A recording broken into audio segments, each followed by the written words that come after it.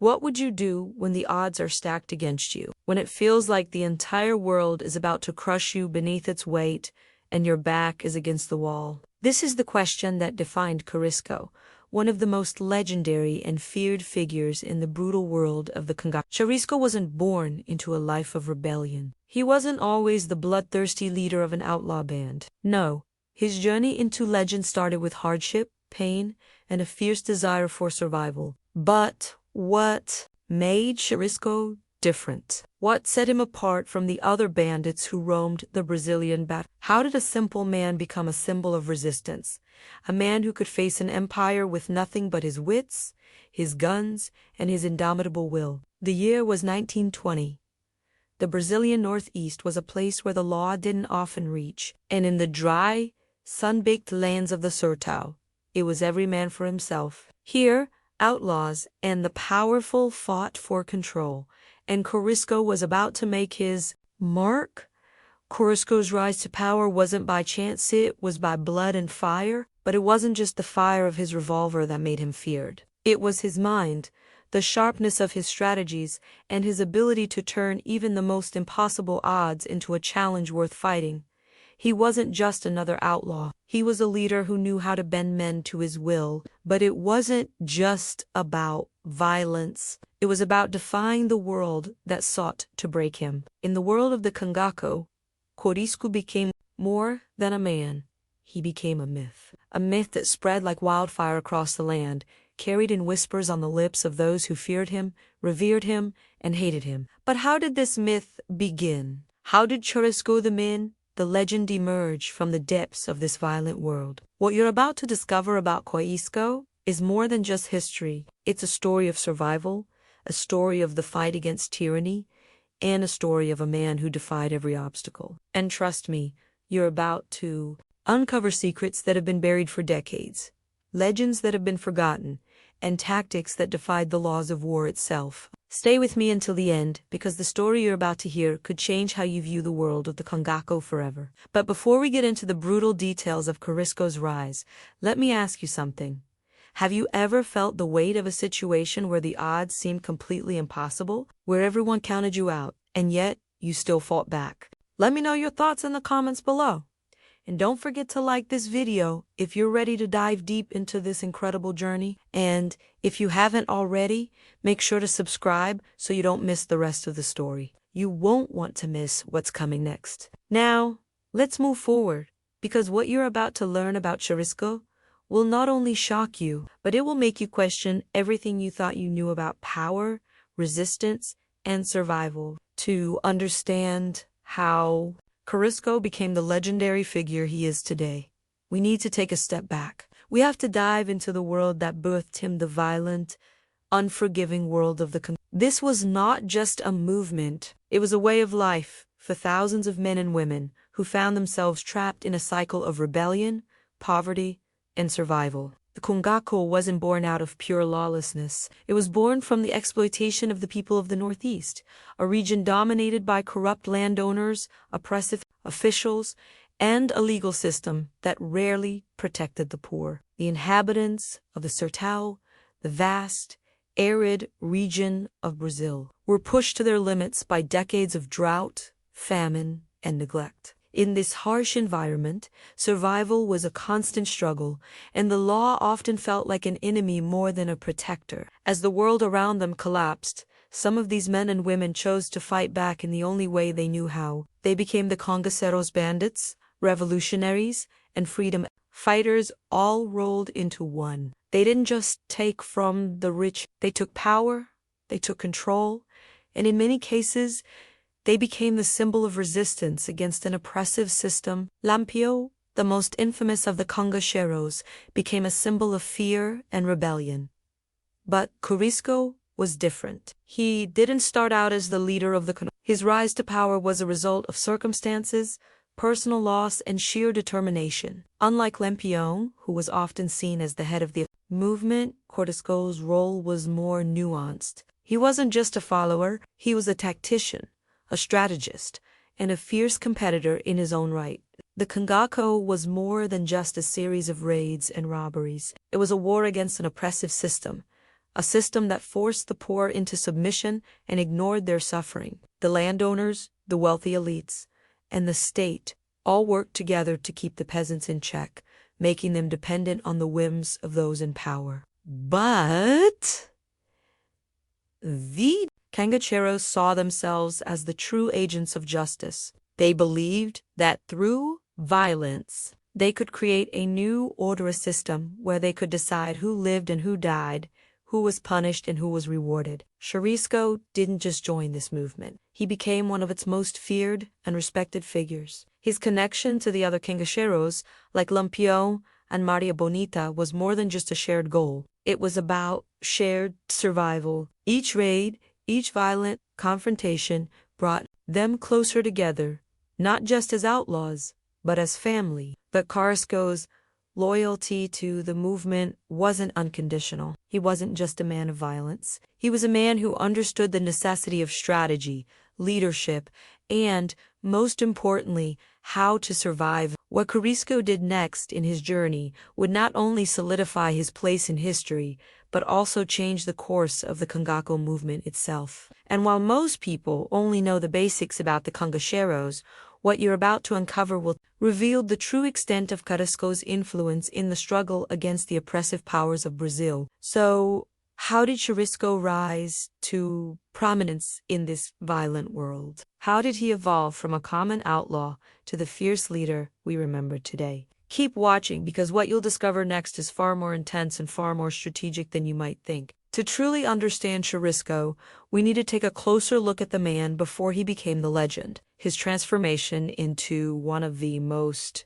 feared leaders of the Cangaco wasn't an overnight process. It was shaped by hardship, personal loss, and the brutal realities of the world he was born into. But it was also shaped by something deeper: the formation of his identity in a world that didn't care whether he lived or died. Corisco was born into the chaos of the Northeast. The Sertão, the harsh and unforgiving region of Brazil, was where his story began, a land of poverty, drought, and social inequality. His family, like many others, struggled to survive in a world that offered little opportunity for those on the margins.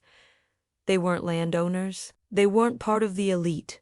They were poor, and they knew it. But that poverty would serve as the driving force that would eventually push Corisco into the Cangaco. As a young boy, Corisco's life was marked by violence and loss. It wasn't the comfortable childhood that many of us are familiar with. Instead, he was exposed to the harshness of life in the Sertão at an early age. Bandits, corrupt officials, and ruthless landowners ruled over the region, and the only thing that kept people alive was their ability to fight back. It was a world where survival depended on strength, cunning, and the willingness to do whatever it took to survive. But for Corisco, this world wasn't just about survival. It was about proving something to himself, to his family, and to the world that looked down on him. He was a product of his environment, shaped by the violence he witnessed and the sense of injustice that permeated every corner of his life. His early years were filled with loss, betrayal, and the bitter taste of helplessness. But instead of succumbing to these forces, he chose to fight back. His rise to prominence in the Cangaco wasn't just a matter of chance, it was a deliberate choice. Corisco had a natural talent for survival, and he knew how to use the environment to his advantage. But it was his ability to lead and strategize that set him apart from the other outlaws of the time. He wasn't just following orders, he was making them. And he wasn't just participating in the violence of the Cangaco, he was shaping it. Corisco's journey from a young boy in the Sertão to one of the most feared leaders in the Cangaco movement is a story of transformation, of identity forged through blood and fire. It's the story of a man who learned how to turn his pain, his loss, and his anger into something far more powerful: leadership. What made Corisco so different from the others in the Cangaco? What drove him to rise above the chaos and become the figure he did? The answers lie in his early years, where the foundation of his identity was built one act of survival at a time. Stay with me, because what you'll discover next will show how Corisco used these early experiences to carve out his place in the violent world of the Cangaco, and how he turned his pain into power. You won't want to miss it. The defining moment of Corisco's legacy didn't come quietly. It didn't come from a well-placed ambush or a calculated attack that could be easily forgotten. No, it came in the heat of battle, when the odds were stacked against him in every conceivable way, yet Corisco still found a way to strike back. It's easy to romanticize rebellion. We often picture the fearless leader standing tall in the face of an unbeatable enemy, the underdog rising up against all odds. But the truth is, when Corisco led his band into one of the most impossible battles of his life, it wasn't about glory, it was about survival. Every decision, every move was critical. One wrong step could mean not just his death, but the death of his entire band. The enemies that Corisco faced were no strangers to violence. They were the Brazilian military, a force that had been trained and equipped for years to deal with uprisings like the Cangaco. These were men who had dealt with some of the fiercest outlaws in history, and they were prepared for a fight. But Corisco wasn't just any outlaw. He was a master strategist, and he knew how to turn the tables. The battle in question was one of the most famous confrontations in the history of the Cangaco. Corisco and his men were cornered, surrounded on all sides by soldiers far outnumbering them. The military had come prepared for a quick resolution, expecting to crush the bandits under the weight of their superior numbers. But they didn't account for one thing: Corisco's ability to adapt. As the soldiers closed in, Corisco did what most would have considered unthinkable. He fought back with everything he had, not just with weapons, but with his mind. The land itself became his ally. He knew the terrain better than anyone, and he used that knowledge to set traps, confuse his enemies, and turn the tide of the battle. His men fought with a ferocity that matched his own, knowing that this battle would determine their fate. In the middle of the fight, when it seemed like there was no way out, Corisco orchestrated a counterattack that no one expected. In one swift and calculated move, he and his men turned the tables on the soldiers. They fought not just with their guns, but with a strategy that relied on speed, surprise, and an understanding of the enemy's weaknesses. The military, caught off guard, began to falter. But Corisco's brilliance wasn't just in his ability to strategize, it was in his ability to inspire. In that moment when everything seemed lost, his band of outlaws fought with a passion that was born not just from the desire to survive, but from loyalty to their leader. Corisco's leadership was not built on fear alone, it was built on respect, on the understanding that every man in his band mattered, and that together they could overcome anything. What happened next in that battle would go down in the history of the Cangaco as one of the greatest victories ever achieved against seemingly impossible odds. The military, shaken and disoriented by the unexpected resistance, began to retreat. They had underestimated Corisco and his band, and they paid the price for it. By the end of the day, the battle was over. The soldiers who had come to wipe out Corisco's band were now fleeing for their lives. Corisco had not only survived, but had won a victory that would echo through the history of the Cangaco. He had proven that, even when the odds were stacked against him, he could still turn the tables and emerge victorious. This battle wasn't just a fight for survival, it was a testament to Corisco's strategic brilliance, his unyielding will, and his ability to lead his men through the most impossible of situations. But as incredible as this victory was, it wasn't the end. It was just another chapter in the larger story of the Cangaco, a story that would continue to unfold with Corisco at its heart. What do you think about Corisco's leadership and his ability to turn impossible odds into victory? Leave a comment below, sharing your thoughts, and let's keep the conversation going. And if you're enjoying this story so far, don't forget to like this video and make sure you're subscribed to the channel for more on the legend of Corisco. Now, let's keep moving forward because there's more to uncover about this legendary figure and the incredible journey that defined his life.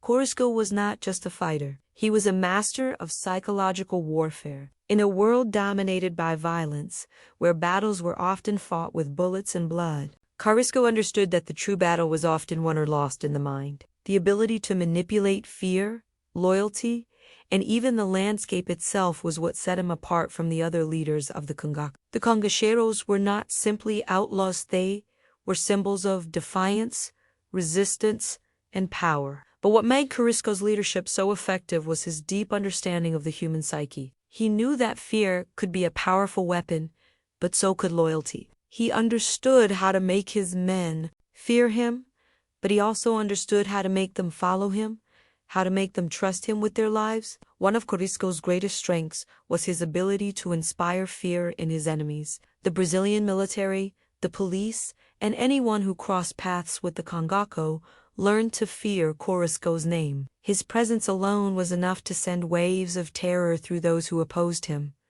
But this wasn't just about violence. It was about creating a reputation so powerful that the mere mention of his name could send enemies into a panic. But Corisco didn't just rely on fear. He also understood the importance of loyalty.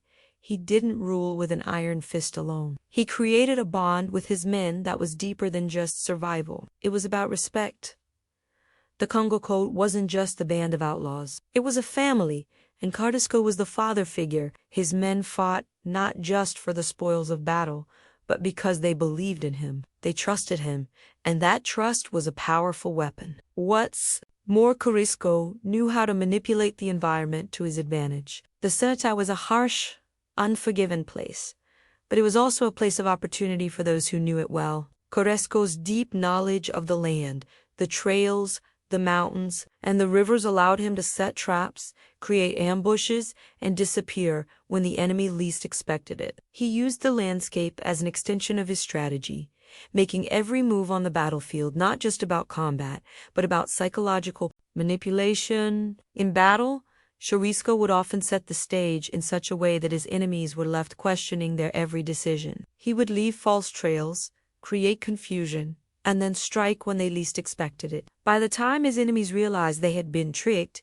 it was often too late. Corisco's brilliance lay in his ability to turn the mental game of war into an art form where strategy, deception, and timing were just as important as brute strength. But it wasn't just about defeating the enemy. Corisco's psychological warfare also extended to his own men. He knew how to motivate them, how to push them beyond their limits. He understood the delicate balance between fear and respect, using both to keep his band of outlaws in line while ensuring their loyalty never wavered. He wasn't just a leader. He was a commander who knew how to control not just the battlefield, but the minds of those who fought beside him. What Corisco created in the Cangaco was a system of psychological control that allowed him to operate with incredible efficiency and effectiveness. He knew how to play on the weaknesses of his enemies, how to exploit their fears, and how to make his men feel like they were part of something larger than themselves. In a world where survival depended on every decision, Corisco's understanding of human nature gave him a decisive edge over his adversaries. Now, after all of this, I want to know your thoughts. How do you think Corisco's psychological tactics shaped the Cangace? Do you think his ability to control fear and loyalty was a major factor in his success? Leave a comment below with your thoughts. And if you're enjoying this deep dive into Corisco's strategies and leadership, make sure to like this video and check that you're subscribed to stay updated on the rest of this story. The battle tactics of Corisco weren't just about surviving the fight. They were about surviving the mind games. But there's more to uncover. Let's move forward and take a deeper look at the brutal realities of the Cangaco and how Corisco's tactics fit into a larger picture of survival in an unforgiving world. When you think of the Cangaco, you can't separate it from the violence that defined it. For the Cangaceros, violence wasn't just a tool, it was a way of life. It was the language they spoke, the means by which they survived in a world where the poor and powerless were routinely crushed underfoot. And in this violent world, Corisco stood as one of the fiercest figures. But the brutality of the Cangaco wasn't just about random acts of terror, it was a carefully crafted means of survival. For the Cangaceros, violence was necessary. It wasn't just about taking what they needed or seeking revenge. It was about showing the world that they would not be controlled. It was a response to a system that had abandoned them, that had reduced their lives to nothing more than fodder for the wealthy and powerful. Corisco's role in this violence was undeniable. He wasn't just a follower. He was one of the leaders who set the tone for the entire movement. His reputation was built on his ability to execute brutal acts with ruthless efficiency. He was known for his lightning-fast raids, his ability to strike fear into the hearts of his enemies, and his ability to kill with cold precision. But it wasn't just the violence that defined Shri. It was his ability to survive in a world that seemed designed to break him. The harsh realities of the Sertao, the constant threat of death, the betrayals from those who were supposed to be his allies, all of it was a daily battle. But Corisco didn't just survive, he thrived in this environment. He became a symbol of defiance, a figure that both terrified and inspired those who encountered him. One of the most brutal aspects of the Cangaco was the way in which they engaged with the state and the military. The Cangacheros weren't just fighting for survival, they were fighting for respect. They didn't see themselves as outlaws or criminals, they saw themselves as warriors, as men who were doing what had to be done to survive in a world that had no place for them. Their violence was a form of resistance against a system that sought to erase them. Corisco's band of outlaws was known for their ability to outmaneuver and outfight the military. They weren't just surviving the violence, they were actively making it a part of their strategy. They knew the military would respond with overwhelming force, but they also knew that the military didn't have the flexibility or cunning to deal with the guerrilla tactics that Corisco and his men employed. Every battle, every raid, was a chance to prove that the Cangacheros could defy the odds and survive. But for Corisco, this violence wasn't just about fighting the military, it was about fighting the system itself. The landowners, the corrupt officials, and the law enforcement that controlled the Sertao had to be confronted, had to be shown that they were not invincible. Corisco's raids were often targeted at those who represented the system of oppression. The wealthy landowners who exploited the poor, the police who brutalized the people, the judges who ruled in favor of the elites. Every act of violence was a statement that the Cangacheros would not be crushed. And yet, despite the brutality, there was something more beneath the surface. Corisco wasn't just a man of violence, he was also a man of strategy. Every raid, every battle, every act of terror was carefully calculated. Corisco understood that violence alone wouldn't win the war. He needed to build fear, sow chaos, and create a reputation that would make his enemies think twice before crossing him. This is what made Corisco so dangerous. He wasn't just a brute force, he was a master of using violence to manipulate, to control, and to survive. He understood the power of fear and the psychological impact of brutality. But he also understood that survival was about more than just winning battles, it was about ensuring that you could live to fight another day. The violence of the Cangaco was more than just a story of outlaws, it was a story of survival. It was a response to a system that had broken people, a system that had no place for those who didn't conform. Corisco's brutality was a testament to his will to survive, to his refusal to bow down to the forces that sought to crush him. And in this violent world, Corisco proved that sometimes, to survive, you have to become the very thing your enemies fear. What do you think about Corisco's role in the violence of the Cangaco? Was it justified, or was it simply a product of the brutal system he fought against? Let me know your thoughts in the comments below. If you're finding this dive into Corisco's life and the world of the Cangaco fascinating, don't forget to like the video and make sure you're subscribed to keep following this incredible journey. There are moments in history when the true mettle of a leader is tested. It's easy to be a leader when everything is going your way, when victory seems inevitable and the path forward is clear. But the real test of leadership comes when you're cornered, when the odds are stacked against you, and when everything you've built is on the verge of collapse. For Corisco, that moment came during one of the most critical turning points of his life. His leadership was about to be challenged in ways that would test not only his strength, but his very understanding of survival. And it was in this moment that Corisco's unique approach to leadership would reveal itself in its purest form. Surrounded by the Brazilian military, outnumbered and outgunned, Corisco had only one choice: to fight back with everything he had. But this wasn't just a matter of using brute force. This was about leadership, about making decisions that would turn the tide of the battle, about guiding his men through a situation that most would have considered hopeless. At the heart of this turning point was Corisco's ability to inspire loyalty and resolve in his men, even when they were facing certain death. The odds were insurmountable, but Corisco wasn't a man to back down. He knew that in times of crisis, a leader must show no weakness, must inspire confidence even when the situation seems impossible. And this is exactly what Corisco did. As the military advanced, Corisco didn't retreat.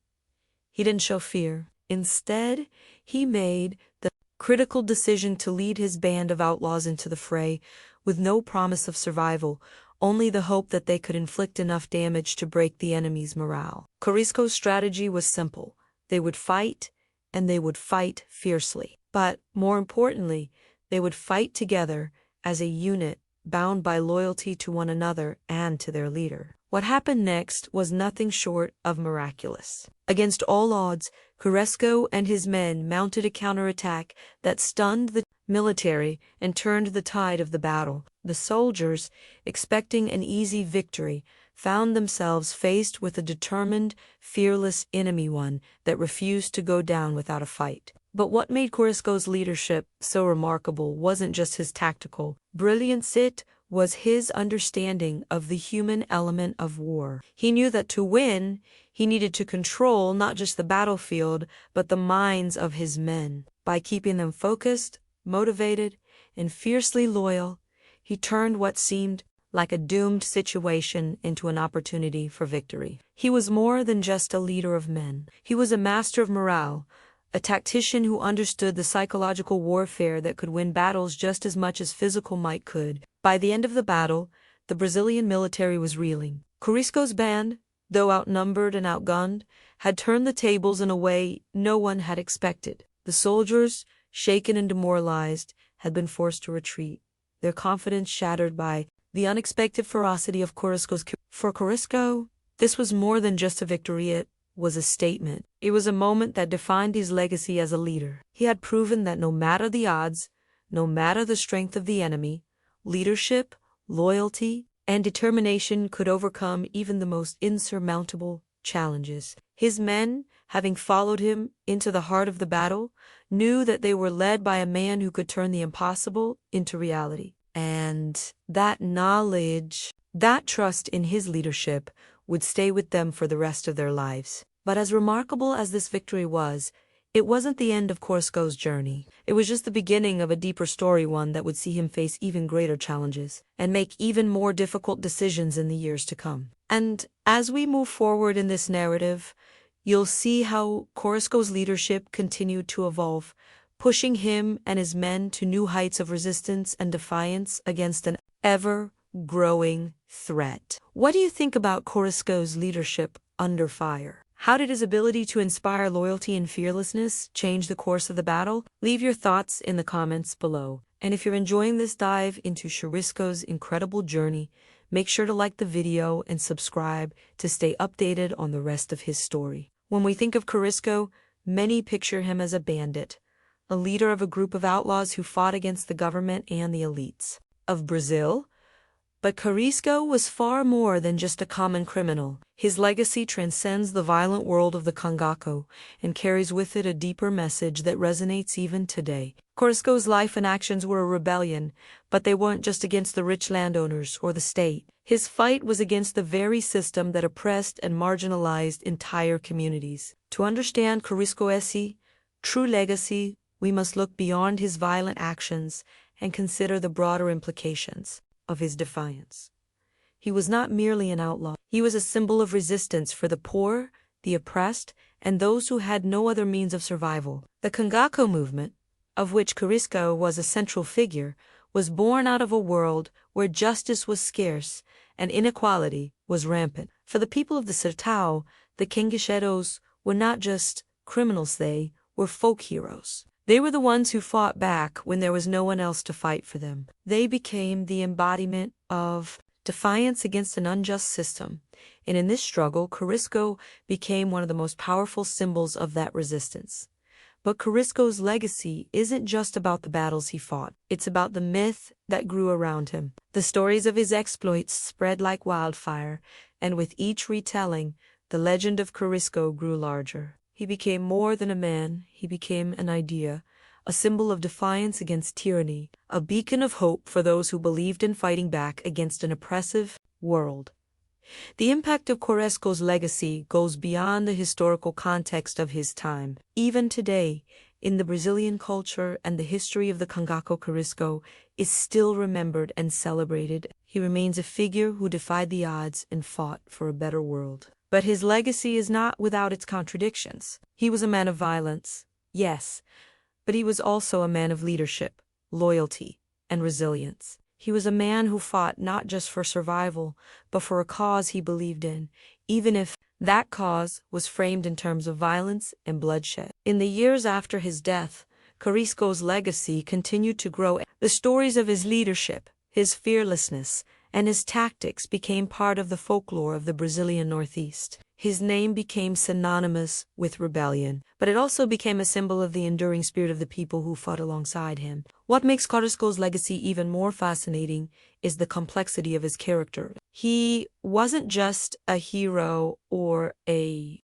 villain. He was a man who lived in the gray area between those two extremes. He fought for what he believed in, even if it meant committing acts of brutality. He was a man shaped by his environment, by the pain and suffering he experienced, but he was also a man who inspired loyalty and respect from those around him.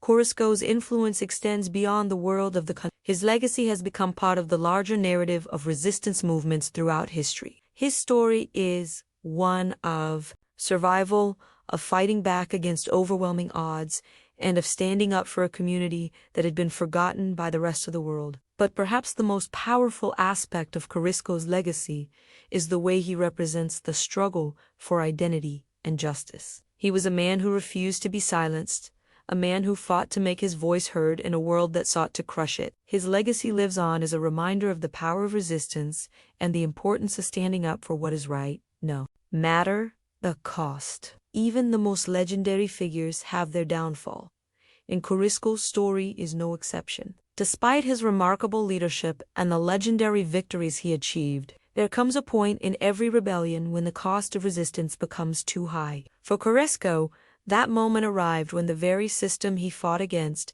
began to close in on him, a relentless force that would ultimately lead to his fall. Corisco's defiance wasn't without consequence. The Brazilian government, the military, and the landowners that he so fiercely opposed were not going to let his rebellion continue without retaliation. What started as a movement of resistance quickly became a struggle for survival, both for Corisco and his band of Congas. The battles were no longer just about stealing from the wealthy or challenging corrupt officials. They became a fight for existence, a fight to prevent the government from wiping them off the map entirely. The stakes grew higher with each passing day.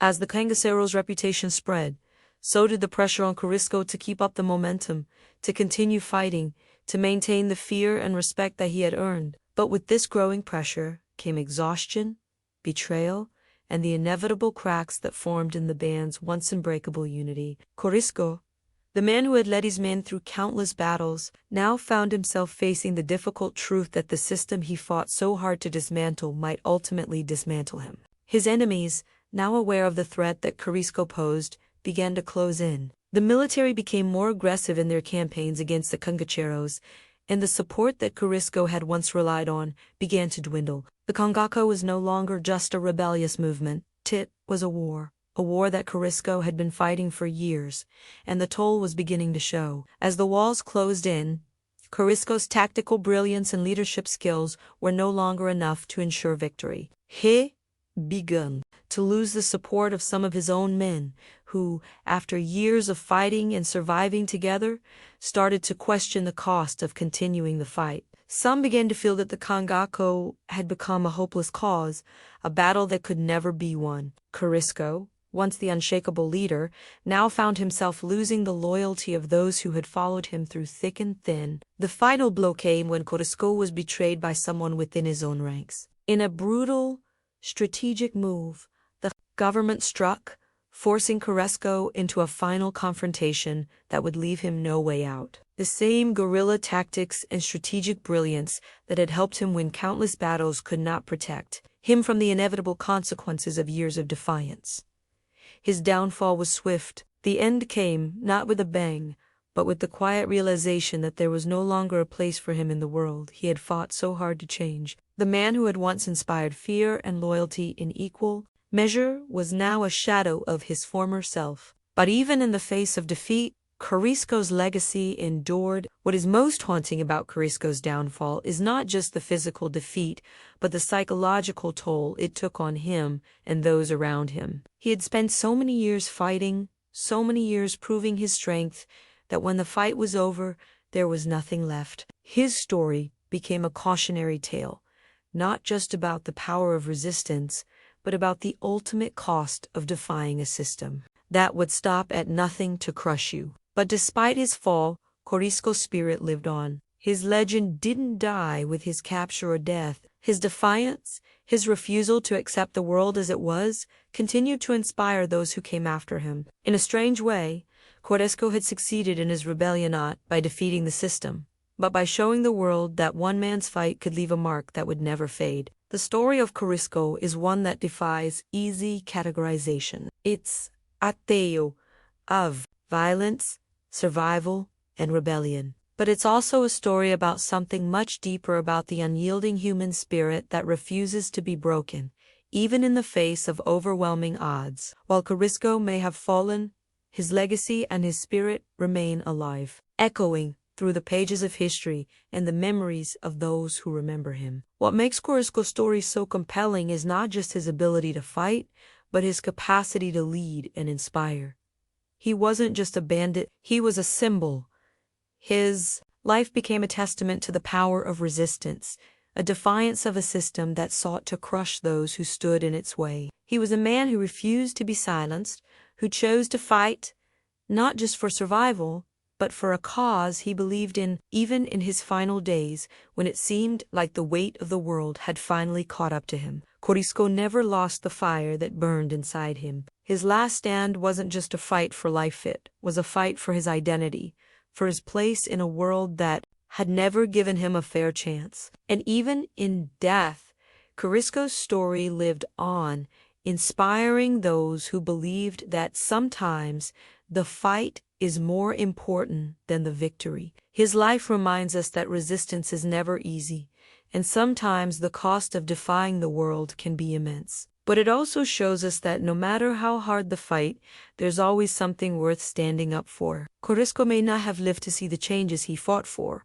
but his actions left an indelible mark on history. His name became synonymous with courage, strength, and defiance against an unjust system. Corisco's legacy didn't just live on in the stories told about him. It lives on in every person who refuses to accept the world as it is, who stands up against the odds, who fights for what they believe is right. His spirit remains an enduring symbol of resistance, reminding us that even when the world seems impossible, there is always power in standing firm and refusing to back down. So, if Corisco's story resonates with you, if you feel the weight of his struggle and the strength of his spirit, leave a comment below. Tell me what you think about his legacy, how it shaped the Cangaco, and what we can learn from his journey. If you've made it this far, I want to thank you for sticking with me. Don't forget to like the video and subscribe to the channel if you haven't already. And if you're still hungry for more stories about legendary figures and untold histories,